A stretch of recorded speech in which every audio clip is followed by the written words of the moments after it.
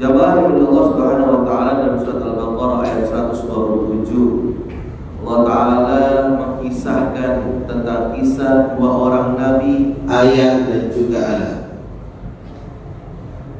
Seorang nabi, dua orang nabi, ayah dan juga anak, yang mana dua orang nabi ini membangun sebuah bangunan yang sangat istimewa, yang sampai saat ini menjadi bangunan yang dirindukan oleh seluruh umat muslim.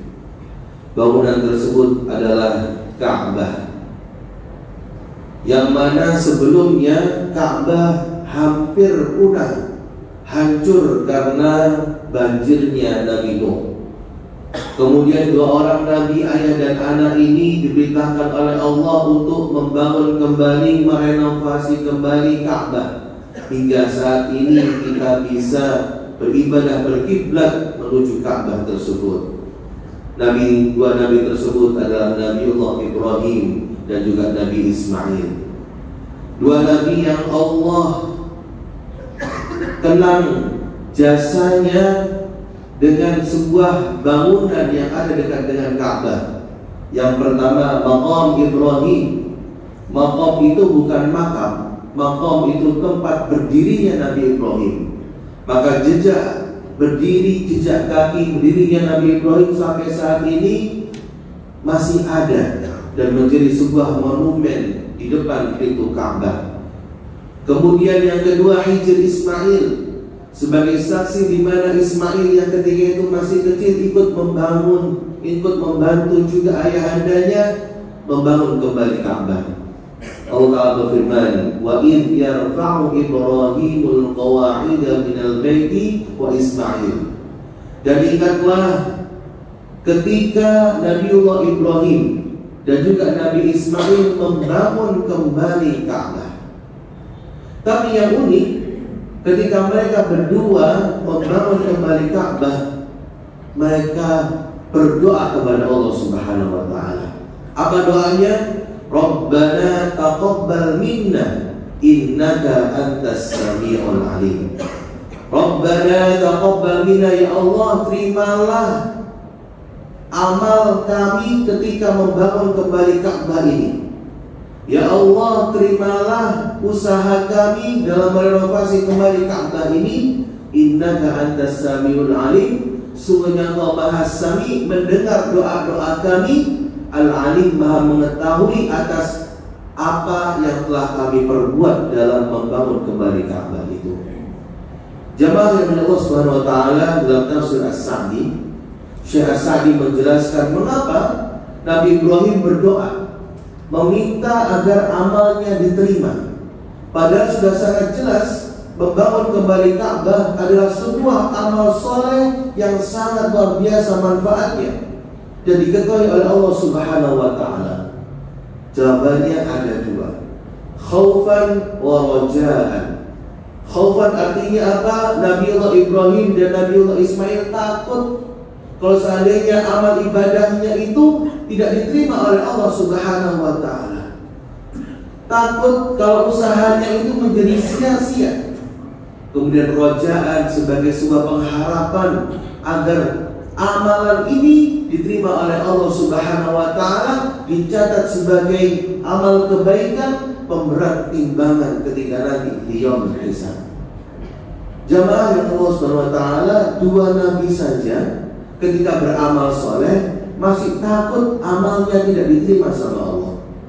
Maka pelajarannya, jangan sampai kita ini merasa pede, jangan sampai kita merasa pasti amal kita diterima sama Allah. Maka supaya amal kita diterima sama Allah, setiap selesai beramal, tentunya sebelum beramal kita niatkan, perbaiki niat itu, amal baik, amal soleh, hanya ikhlas mengharap ridhonya Allah. Dan yang kedua, setelah beramal, berdoa, Rabbana taqabbal minna, ya Allah, terimalah amal kami ini, ya Allah. Innaka antas samiul alim, sungguhnya Engkau Maha mendengar doa kami ini. Al-Alim, Maha mengetahui amal yang telah kami lakukan.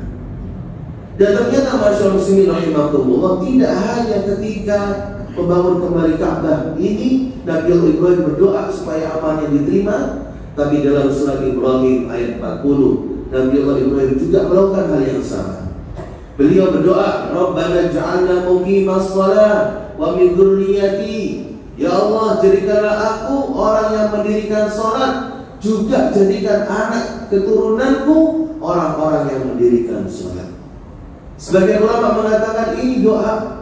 Kalau seandainya anak-anak kita malas salat, kalau seandainya anak-anak kita susah salat, ini doanya agar anak-anak kita pun diberikan oleh Allah kesadaran, hidayah agar mau sholat. Maka setelah Nabi Allah Ibrahim berdoa, jadikanlah aku orang yang mendirikan sholat dan juga anak-anakku ya Allah, maka ditutup dengan Rabbana wa taqabbal du'a. Ya Allah, terimalah doa ini. Masya Allah, muslimin rahimakumullah, ini pesan yang sangat penting sekali, di mana kita harus senantiasa minta sama Allah supaya amal kita diterima oleh Allah Subhanahu wa ta'ala. Sekecil apapun itu, kita minta agar sedekah kita minta agar infak kita, puasa kita, qiyam Ramadan kita menjadi amal yang diterima oleh Allah. Mengapa? Karena ada orang-orang yang beramal soleh tapi amalnya tidak diterima oleh Allah Subhanahu wa ta'ala. Dalam surat Al-Ghasyiyah Allah Ta'ala mengingatkan, hal ataka hadithul ghasyiyah, apakah telah datang kepada kalian berita, informasi tentang adanya hari kiamat? Wujuhu yawma idzin khasyi'ah, nanti ketika hari kiamat itu banyak wajah-wajah yang khusyuk. Wajah-wajah yang khusyuk. Khusyuk di dalam ayat ini maknanya adalah tunduk penyesalan. Sebagian ulama tafsir menafsirkan nanti ketika hari kiamat, orang yang dulunya ketika sholat gak khusyuk, maka ketika hari kiamat dia dijadikan khusyuk. Tapi khusyuknya karena tunduk penyesalan. Kenapa dulu ketika sholat gak khusyuk? Maka yang kedua, dia tunduk penyesalan. Kenapa? Karena amilatun nasibah, dia sudah merasa bekerja keras, dia sudah merasa beramal banyak, tapi amalnya tidak diterima oleh Allah Subhanahu wa ta'ala. Maka sungguh kerugian yang paling besar adalah kita beramal soleh tapi tidak diterima oleh Allah Subhanahu wa ta'ala. Dan di akhir surat Kahfi Allah pun mengingatkan, Qul hal nunabbi'ukum bil akhsarina a'mala. Apakah kalian ingin mengetahui tentang orang-orang yang melakukan kerugian amalnya? Alladzina dhalla sa'yuhum fil hayatid dunya. Orang yang beramal tapi amalnya tidak sesuai dengan ajaran Rasul. Orang yang beramal tapi amalannya salah. Wa hum yahsabuna annahum yusiluna sun'a.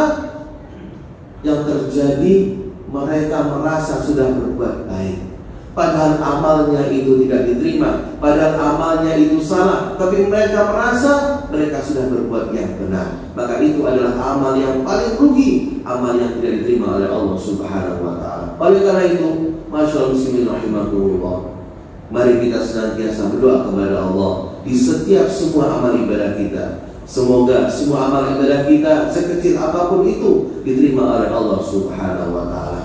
Dan mudah-mudahan amal kita menjadi amal yang bisa kita panen kelak sebagai sebuah pemberat timbangan kebaikan, sehingga insyaAllah faman ya'mal mithqala dzarratin khairan yarah, amal sekecil apapun akan kita bisa dapatkan balasannya, yaitu surga dari Allah Subhanahu wa ta'ala. Dan kita berdoa kepada Allah supaya kita dijauhkan dari amal-amal yang tidak diterima, kita dijauhkan dari amal-amal yang salah, sehingga kita menjadi hamba-hamba yang mendapatkan keberuntungan, baik keberuntungan di dunia maupun di akhirat.